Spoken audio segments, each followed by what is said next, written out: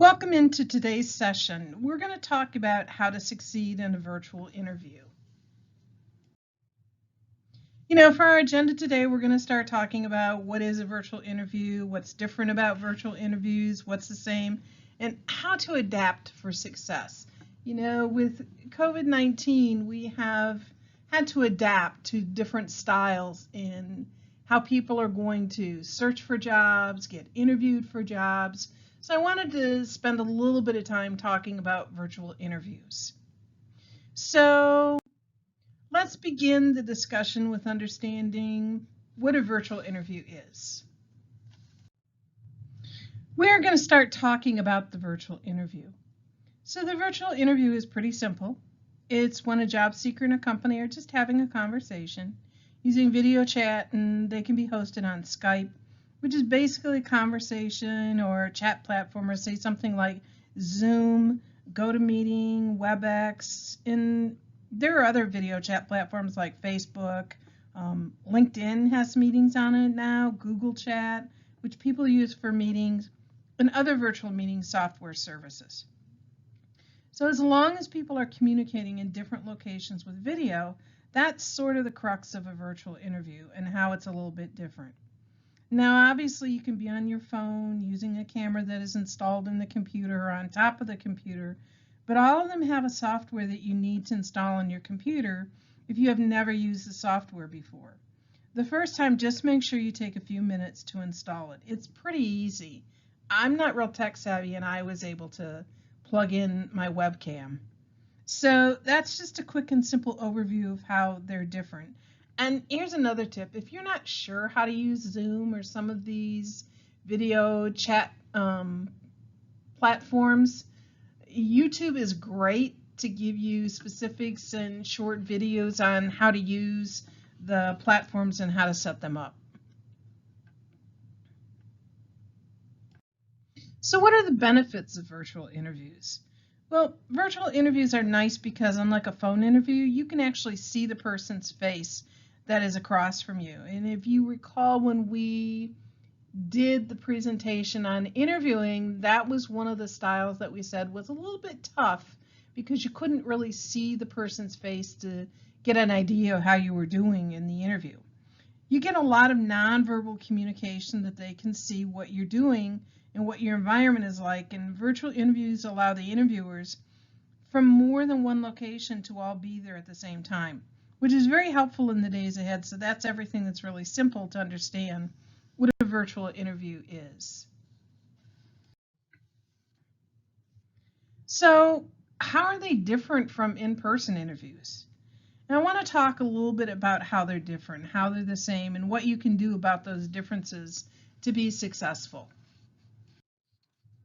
So one of the first things you need to realize is that there is distance communication. You're not in the same room, and that means in order for me to talk, I've got a camera. I've got an audio signal. That signal needs to be encoded by my computer, transmitted through the internet, through all the fiber optic cables, etc., and then decoded and displayed on your computer screen, and that happens very, very fast. But it is not instantaneous. And so it creates a small lag between one person speaking and what another person hears. And so that means that the small lag can lead to people talking over one another. Sometimes people make a funny face or a nod or something else. It's not just what you said, it's what you said a moment before that, or what they were saying a moment before that. So there are less accurate visual cues. They're still pretty good and they're better than nothing, but they are not perfectly accurate because of that lag. Think of when you're watching news on TV and you see they bring in someone or they interview someone from somewhere else, and all of a sudden someone talks over someone. That's what we're talking about, that because there's a lag time in what you're saying versus when they receive what you said, and so it's easy to talk over somebody. The second piece we want to talk about is that there's also less body language.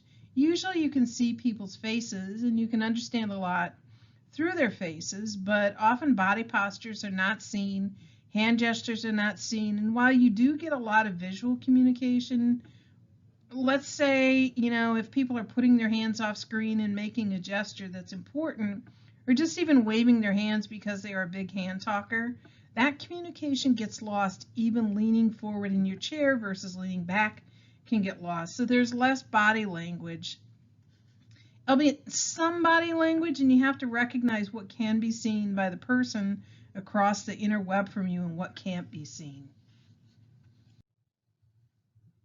The third thing is that they're obviously being in a different physical location can be very distracting. And because there are different physical surroundings, I might be in a location where it's bright and sunny, you might be where it's rainy or the sun has already set. There can be all different kinds of background noise. You might have a fan going in the background behind you that doesn't bother you at all, but it's slightly physically distracting, or it just makes a small kind of humming noise that the person across from you hears with a kind of delay. So all of these differences can be distracting and kind of make it harder for the two of you to connect or just get on the same page.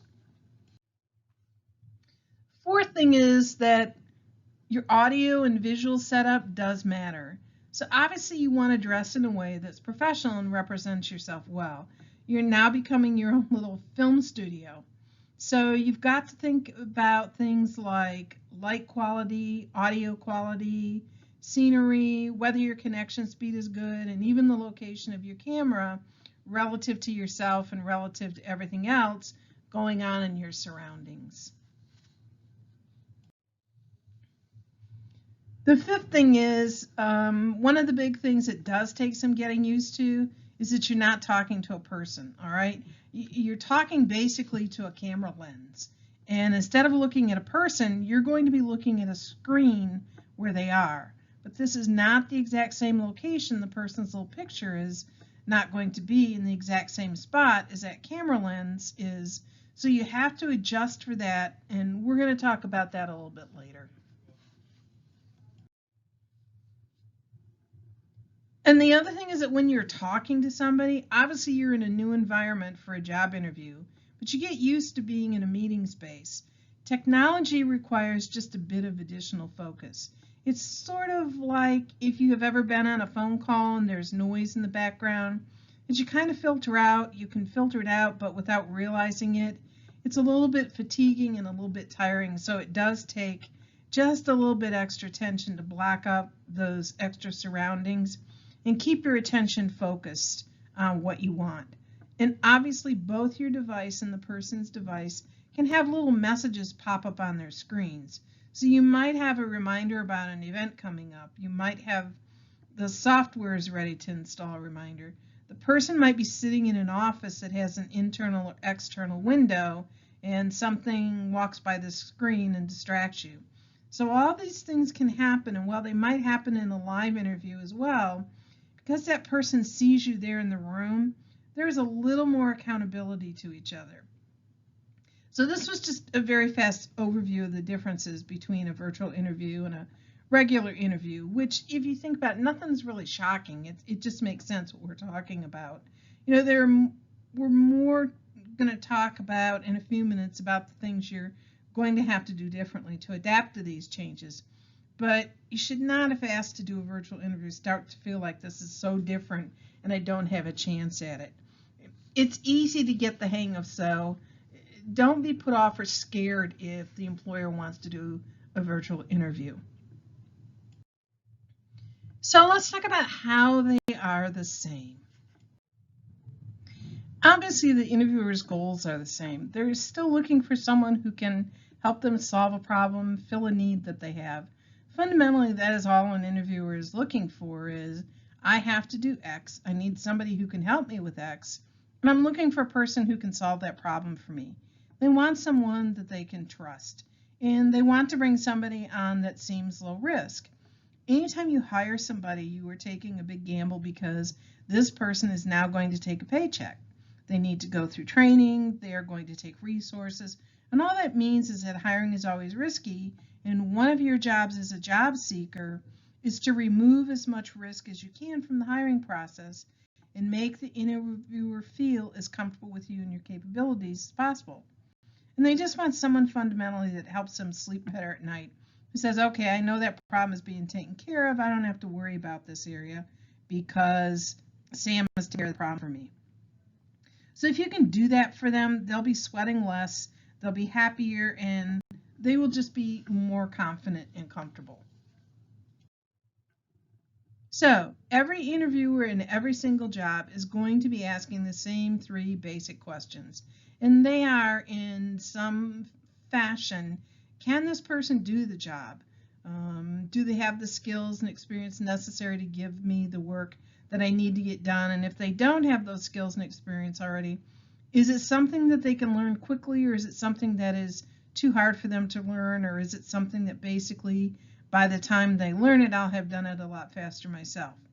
Will this person be able to do the job?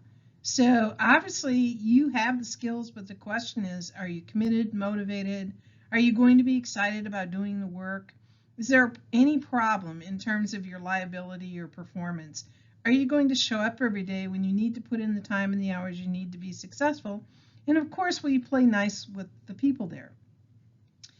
Do you communicate in a way that other people communicate and everybody is on the same page? So this is true across every kind of job interview. So employers need specific proof. Now, in order to do this, and this is critically important, this is something that you've probably seen before if you've been successful in interviewing. Interviewers need as much specific proof as you can possibly give them about your abilities in those 3 areas we talked about on the previous slide, and in terms of taking away that risk. And so that means you need to give evidence of your capacity in the area they are looking for.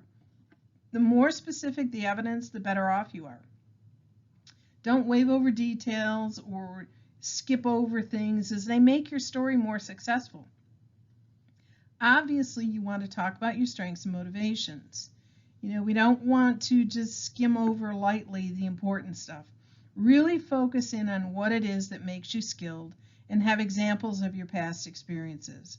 You can tell a story solving the exact problem that they are looking to solve. That's a great one. So you may hear a question that is asked, what would you do if this happened? And a great way to answer is, well, a couple of things I might consider are X, Y, and Z, and a couple of approaches I might take are, give a couple examples of the approaches. And I've actually had a very similar situation previously, and here's exactly what I did in that situation. And it would potentially work in this situation under certain circumstances, namely, and then fill in the details. So when you do that, it just gives so much more proof to your story. And again, those details that relate to your capabilities in certain areas are important. Results are great. Numbers, percentages, before and after comparisons. If you've done 2,000 Excel spreadsheets, or you've actually analyzed, over 50 businesses, or you've written over 100,000 lines of computer code, or whatever it is, results are great, even better. So let's say you took over the sales team and you were able to increase overall sales by 20%, or able to increase sales by $2 million, or I was able to decrease the number, let's say in healthcare, the number of patients who have complications due to, the sort of nursing care they received by 15%. All those are specific proof points, and they make a big difference in virtual and regular interviews.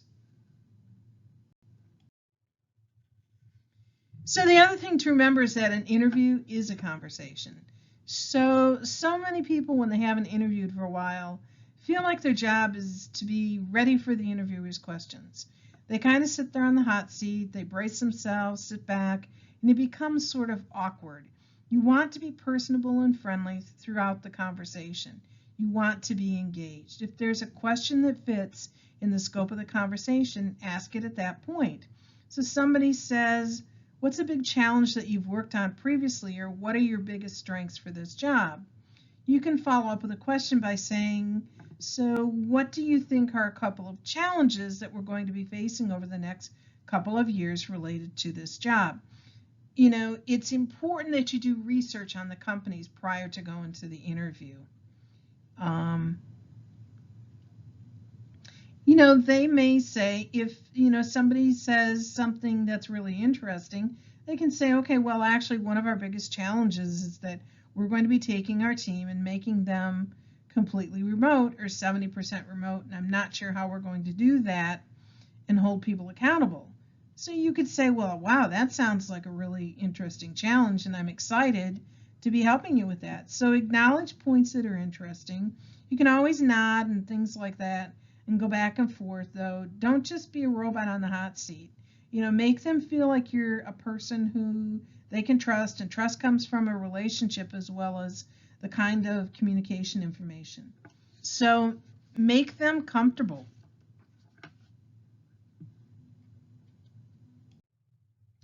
All this being said, an interviewer may need help. Not every interviewer just knows what questions to ask or basically what answers they need to hear from you to prove that you are the best person for the job. So especially if you are interviewing with someone who is a new manager, have just been promoted into a new role, or maybe they've been a long-time manager, but they've been working with the same team for a long period of time. So maybe they just aren't sure. They may not even know what to say. So they don't know your job as well as you know your job. So think about what questions they should be asking you and what information you should be providing. So even if they just ask very simple questions that seem like they're not sure what they should be asking you, you are prepared and can handle it. So you want to be proactive about communicating information when it fits into the context. You don't want to be squeezing things into funny places. But if somebody says, what's your biggest strengths? And you can say that you're very adept at communicating and connecting with people in person or virtually, you could say, in my previous role, I was able to do this, and then give an example of what you did. So be proactive about just fitting in information, even if the question is asked slightly different. But as long as it's relevant for you to fill in that information, fill in the information for the interviewer. And don't assume that they're going to ask that follow-up question. If there is something that is not obvious, like if you don't say it aloud, if you assume that they're going to figure it out or connect the dots, don't assume that, because the person who is interviewing you knows that was one of the things you did. That may be something that not everybody does. And the other thing is that they cannot always read subtleties. So a small, tight nod in a video screen may not be something that can be seen, as we stated, especially in a video. And sometimes it's easier to see the big nods, but don't assume that they can read subtleties. If you're going to smile, smile bigger. And finally, ask questions that advance the conversation. How can I support you? Where are we going? Where is this organization going? What are the challenges that I, as a team member, would be able to contribute to? Things like that show you're a part of the team, and that will advance the conversation, and you'll learn more about the job and learn more about the interviewer if you can do those things. And finally, the last thing on how video interviews are the same is you have to be ready. Obviously, all or part of the interview is know the job, do your research, think about what is most important to the employer, what they want, and what's in it for them. Make sure you know the 3 best reasons someone should hire you for this specific job, the most important skills, knowledge, or experience. Have that down pat so that you're ready to walk in and then wow them. Have some stories ready to go that prove these 3 things. And often in an interview, you can't remember everything, but you can remember these 3 important things. And if you have evidence to back them up, these most important things, if you forget some of the other things, you'll be fine. Most people make a mistake in interviews in trying to tell the employer everything, and then they forget the most important things. And when they remember them, it's usually in the car on the way home from the interview. So finally, have a few questions ready to ask. Choose questions that will help you understand the interviewer a little bit better. What's exciting for you being with this organization? Where do you see this organization going? You can ask questions about the job. Stuff like, how can I support you as best? What are things I can do in this job that will help you be successful and help this team be successful? Obviously, dress for success. You always have to look professional and be clean and groomed. And even though it's a virtual interview and it feels less formal, you still want to look good, especially for virtual interviews. You do want to avoid highly reflective items. If you have dangly earrings that are reflective, you may want to avoid wearing those. If you tend to be someone who sweats and has a reflective forehead, just make sure that you take that sheen, give yourself a dab with, a cloth or something. And glasses can have glare too, so make sure you don't have very bright light reflecting on your glasses as well. That's one thing, and also during a regular interview, you don't want anything super reflective or distracting either. So now that we've talked about what's the same in all interviews, whether it's a virtual or telephone or face-to-face, let's talk about what things you're going to need, the action items for your virtual interview. So we're going to now start taking apart and going through action items one by one on virtual interviews. So first things first, you want to pick a location that is strategic. Make sure your internet is reliable. If there's a corner of your office that doesn't have reliable internet, but that's the best place for the camera, then get an Ethernet cable and plug it into your computer. Make sure there are minimal distractions, and that includes, for example, let's say you have a very noisy, HVAC unit, and it can be very loud. You may want to push the thermostat all the way in the opposite direction so it's not a distraction. If you're in a place that is outdoors with a lot of noise, that probably isn't going to be the best place to do your interview either. The more comfortable you are in a location, the more you're going to be able to be yourself and communicate with somebody, so that never hurts. That being said, you do want to be in a professional location. If there's a spot in your home that looks nice, do that. If you don't have one, see if you can reserve a library meeting room, or if a friend has an office space, or their home has an office in it, or anything else that just basically can look clean and professional. Some people that do a lot of communication may actually get a backdrop or one of those screen dividers and put it behind them so it looks like a wall or something like that, if they don't have, another space and they don't have to do the cleanup then. And remember too, if you have a picture on the wall, there may be a glare from the lights, so that would be what the interviewer sees as that glare, and so they're not going to see you clearly. So if you've ever seen a movie and you know the cliche line, lights, camera, action, well, guess what? You know our lights, cameras, action yourself, and movies invest very heavily in their lighting choices. And just because you're not an AV person, don't ignore the lighting. Make sure the light level is bright enough that you can be seeing clearly. Otherwise, it gets all pixely and dotty, and it's not a clear picture on the other side. So it's hard for them to see you. Avoid being backlit.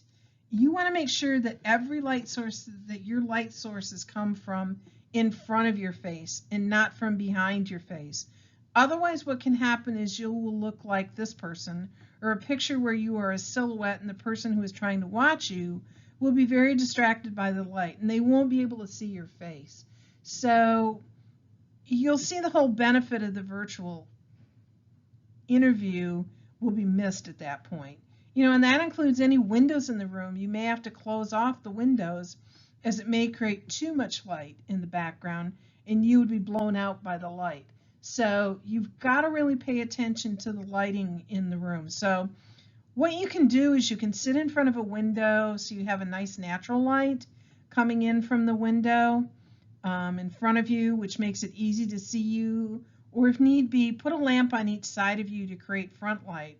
And turn the lights off in the background so as not to create the backlight, which would put you into a silhouette. And you want to balance it to make sure that you have a light on each side of you. And this is what we were just talking about. You want to have more than one light source. If you just have one light, you can see from this picture, you only get half the face shown. So Obviously, we mentioned using 2 lamps because that will create the natural light. And just as we said, you don't want to look like this gentleman where you only see half a face. So you do need more than one light source if you are needing to use artificial light for conversations so you don't look like this. Your camera on whatever device you're using, your phone, an actual little plug-in camera, or your iPad tablet, whatever they've gotten very good at adapting lighting so that the lighting balances, but you don't know what it will do.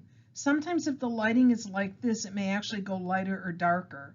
The right side of your face may flush out bright and the dark side may turn clear and vice versa. So lighting can be funky, so you do want to have more than one light source, or you can have a light that is right in front of you that hangs down above you. If you get a professional light that basically is a round light, so it reflects light all around you and does not cause any big shadows. You want to avoid glare, so use soft lights that cause glare. So if you have a couple of desk lamps, you want to avoid putting the bright part of the light in your face. This will keep you from needing to squint because the lights in your eyes will reduce the glare in your glasses or your forehead or on clothing or anything else. If you have a lamp that has a shade on it, that's a great way to create artificial light, especially if it is bright enough for you. And you don't want the lights to show in the frame of the picture. You want them on each side of you so it frames you and brings that light forward. You want to use headphones that don't cover your face. Headphones tend to isolate sound better than a speakerphone does, and it reduces background noise and feedback loops. So I don't know if you have been to a concert where you get that really loud, echoey speaker sound. The same thing can happen when you're trying to have a job interview. And with the speaker in your computer and the microphone in your computer, if they're not well placed together, and so in general what a headphone does is it means that the sound going in goes straight into your ears. There's no chance of there being a feedback loop. And I strongly encourage you to wear headphones like this gentleman here is, as opposed to a microphone that covers your face. You want the interviewer to see you. So, earbuds are fairly reasonable. They're fairly cheap. You can pick them up almost anywhere for a few dollars. And they even have them at the dollar store. You don't want to wear something that covers your face, as it tends to be, it looks like you're trying to hide something, and it may convey the message that you are a little bit more sneaky. It also makes you look a bit more like a salesperson, a little, from a body language perspective. And also the headphone tends to be what you see with customer service representatives, like this picture. And if you're not applying for that position, you don't want to put that image in that interviewer's mind. So the earbuds are a great way to go. So I strongly encourage you to use headphones where your face is uncovered and the string is tucked under your chin. It's not going to block your face when you're trying to communicate with the interviewer. Create low distraction environments. You want to remove any kind of distractions from behind you and in front of you that are going to be seen by you or the interviewer. And this sounds pretty basic, but you do want to make sure that your phone isn't sitting next to you and vibrating and things like that. You can turn on your do not disturb, your airplane mode, on things like that. If you're in an environment where there's a great window, but the window tends to distract you, you can always close your window and use lamps. Make sure there are not distractions that you can see, that there are not distractions behind you. Somebody walking behind your head could be distracting. Or again, if you have a very fun looking gnome that sits in your bookshelf over your shoulder, they may spend more time looking at the gnome than looking at your face. So create a low distraction environment. You want to look over your environment and take a look at it from the perspective as if you were looking from a camera into the office space that you're working in. So this is very important in terms of any platform or anything. You want to make sure that you're software ready. So talking to a computer screen is weird, and it takes a little bit of getting used to. And so the more familiar you are with anything, the more comfortable you'll feel. And that means with these virtual interviews or Skype or whatever, make sure you practice. Have the software ready to go. And that's another thing. So I don't know how many of you have had Zoom installed in your computer before, you started looking at this video or installed on your phone, but generally what happens is the software can take a couple of minutes to install, and sometimes it will be a little bit funky loading up. So I strongly encourage you, well before the interview, download the software to whatever device you're going to use and practice using that exact software. Even software like Zoom or WebEx, or go to a webinar where most people pay for a subscription service. They usually have a free version with limited functionality, but that would be enough for you to jump on for a call or a meeting with a friend, and you can just practice just being in a meeting room by yourself and getting the camera lined up, and practice talking, can make you feel more comfortable. So whatever software you're using, make sure it's downloaded, that it works well, that you can open it up, and basically that it will just be easy and comfortable for you to use. Because the worst thing is when you're on a call and say you can't figure out how to do something that's relatively simple, like, for example, what if you accidentally mute yourself and you don't know how to unmute yourself? That could be disastrous in the middle of your interview. We've touched on this a little bit. You want to make sure your device is ready. So every single device you're going to use has little things going on, both that you can see happening in the background, and it only has a limited amount of memory. And what you want to do is close out any unnecessary applications. Quit as many things as you can. Sometimes, your computer, without realizing, may be installing a new software piece, and it will actually be using up most of the memory on your computer. And what that means is that there's going to be a lag in terms of everything that is happening with the software you're using. So close applications, and when you can, when the opportunity is there, just restart your device, because it gets rid of those background processes. It's kind of like when you meet someone for breakfast and they haven't had all of the stress of the day coming through. It's a lot easier to have a nice conversation than if you meet somebody, say, in the middle of a stressful day, and all they can talk about is the stressful events that have been going on that morning. Let me give you an example of this, and this actually happened to me. I was in the middle of talking to someone on Zoom, and I had forgotten, because my computer does automatic updates, and I forgot that was there. And so in the middle of the conversation, all of a sudden my computer shut itself down and restarted, and there was no way I could stop that process. So this is critical, that you make sure that your device is ready and that you've closed out all of those things.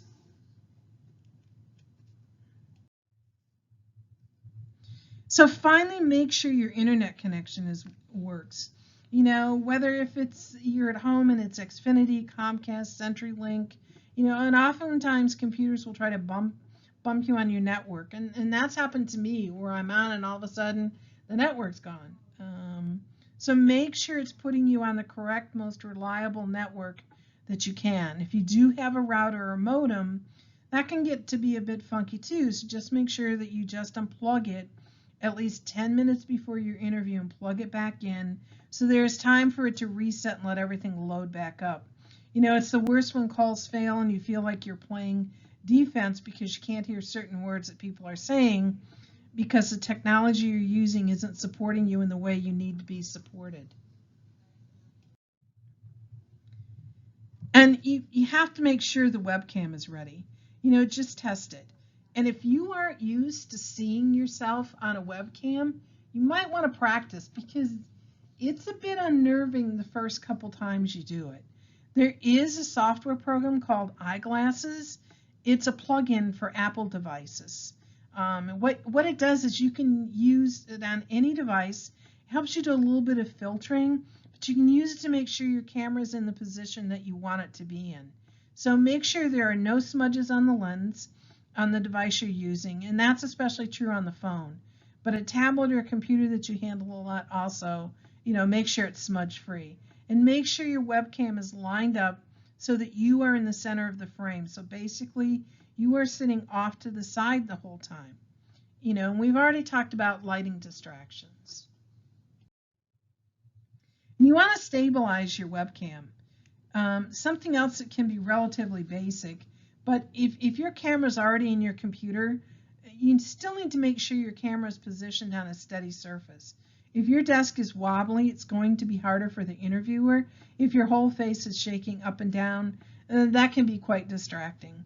So if you're using a phone or a tablet, that's okay. Just make sure you aren't holding it in your hand, but it's somehow mounted and stable. Look for a tripod.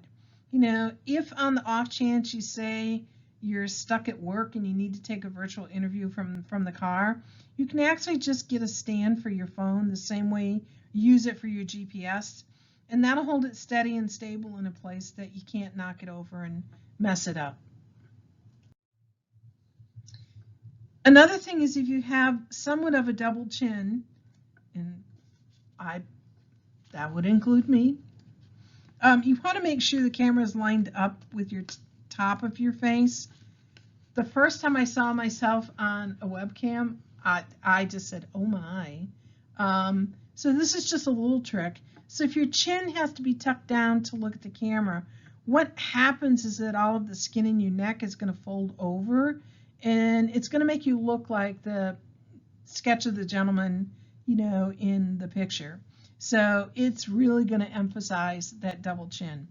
But there's really a low-tech way to make sure the camera is lined up with the top of your face or level with your face or pretty close to it so you don't have to tuck down.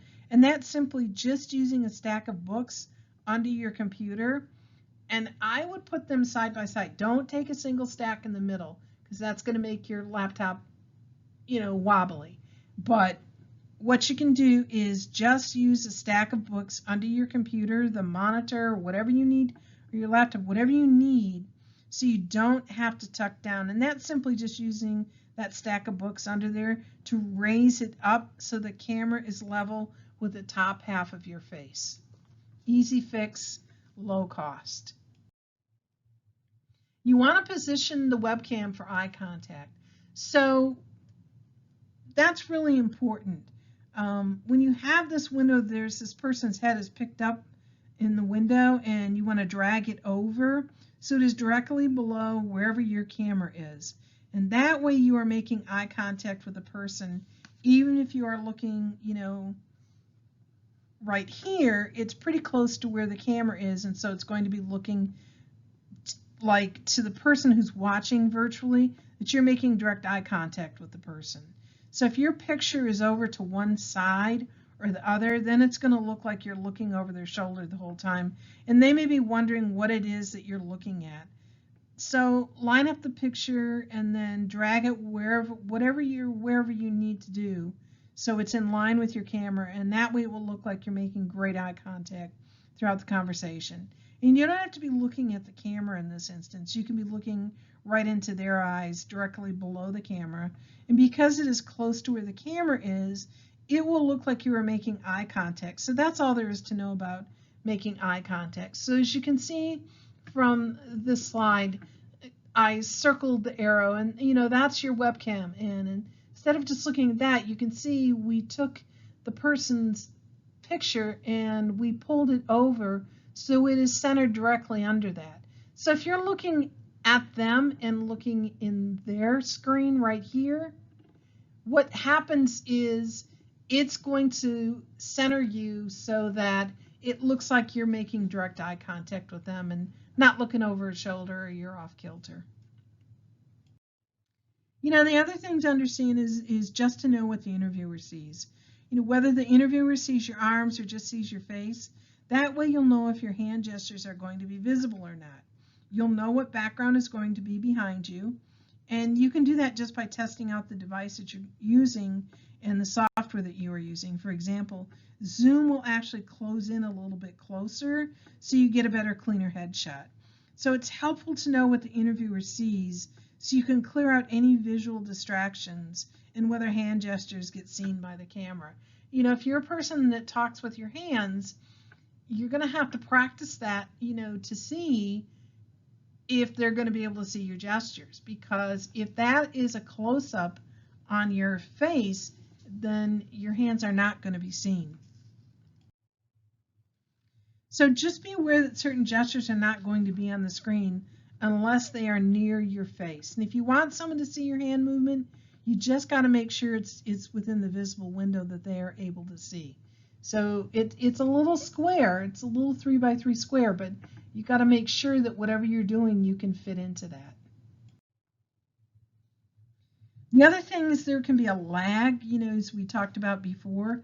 So you don't want to be waving your hands super fast, because what happens is you get a blur on the screen, and that can be distracting. So with the extent that you're moving, just do so at a more moderate pace so it doesn't end up getting blurry on the screen.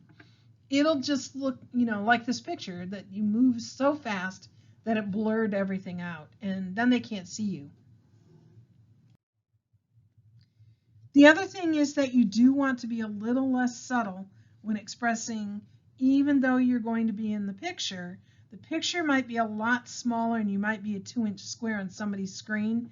They may not be able to see you that well. And so that means if you say are doing a nod, you're responding yes to a question they ask. Instead of doing a tight little nod, you're going to want to exaggerate it a little bit and do a bigger nod. You know, and if you're smiling, instead of a tight little smile, extend the smile out a little bit. You don't want to be faking emotions, but you have to showcase them a little bit larger. If you're just subtle with it, like a slight nod, that may not even show up to the interviewer. You know, but if you're already feeling happy and already smiling, just extend it a little bit bigger, nod a little bigger. Anything you want them to see in terms of emotion, make it a little bit bigger so that, again, even if you're a 2-inch by 2-inch square on their screen, or even if they just can't see you well because of the size of it, it still comes across. Now, this is really important, and that is, remember that short delay because of transmitting information that we've talked about, that lag time, because of that chance of talking over, you just want to give a person more time to finish speaking before jumping in. So if somebody says something and it's not a full thought, just give them an extra breath before you jump in. Just wait with that extra pause. Another thing that you can do is just give them more time to start speaking. So sometimes you ask a question and you're sort of surprised at how long the silence takes for them to answer something, and you want to fill that gap because you don't want the awkwardness of the quiet. Well, because it's virtual, you just need to give them a little bit more time to start speaking, because they might have already started speaking a second earlier than you realize it, but just because of that lag in communication, it hasn't reached you yet, so it doesn't come across. So pauses are a good thing to incorporate into these communications. And if you aren't clear what is going on, if it seems like you are having a hard time kind of talking over each other, just take a breath for a second and pause, and that can help sort out the communication. Obviously, you know, we said it's a very small screen, so body language is harder to notice.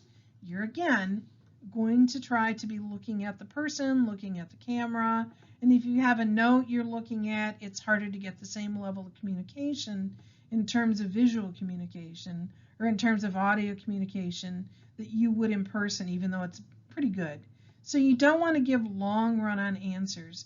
Instead, what you might want to do is give answers that are definitely less than 2 minutes or even a minute. If you aren't sure if you should share more, ask. So let's say there are 3 parts to a story, and the most important part is part A, and what you can do is explain part A, and then you could say, if you'd like, I can elaborate on point B and point C. I think they are relevant here, but it's up to you. And if you're not sure how something landed, you can ask, so this is something that you don't use in any kind of interview, but But let's say you answer a question and say, I'm not really sure I answered your question. Is there something I can elaborate on, or was there part of the question I missed? And wait and see what they say back. Ask for additional feedback when you are not sure what is going on. Remember, with that lag, you may miss something. And here's a tip. You might want to consider Post-its. This is something else you can do that you can't do in person. You can stick Post-its on the side of your screen as simple reminders. Remember, they're not going to see your whole screen. You're going to come across in a little 2x2 square. So, if there's certain things that you don't want to forget, like point A, B, or C, I wouldn't do tons and tons of posts, but if there are a few points you want to make sure that you don't forget, then line them up, right around the edge of your monitor so you have them ready to go. And the last point for today is be kind to yourself. Everything is not going to be perfect. Your interviewer is not going to notice everything that goes wrong. And so as long as you don't make a big deal about it, most of it will go on by the interviewer because they are just trying to decide if you're a good fit for the job. You need to try and filter out the background noise. A lot of the little things will just go on by, so make a reasonable effort to set a comfortable environment so the conditions are right so you can be successful, and then just do the best that you can to deliver positive things, and don't let yourself get stuck dwelling on anything negative. So this ends our presentation for today. So go out there and win over that virtual interview.